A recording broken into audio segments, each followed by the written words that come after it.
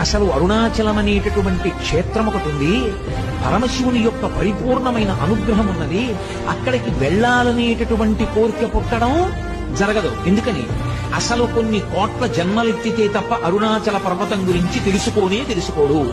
అరుణాచల ప్రవేశమునకు ముందు, అరుణాచల ప్రవేశము తరువాత అని జీవుడికి విభాగం చేస్తారు. అసలు వీడెప్పుడైనా అరుణాచలం వెళ్ళాడా చూస్తాడు. అరుణాచలం వెళ్ళాడు, ఆ జీవుడి స్థాయి వేరు. అరుణాచలం వెళ్ళలేదు, ఆ జీవుడి స్థాయి వేరు. కేశవం కృష్ణ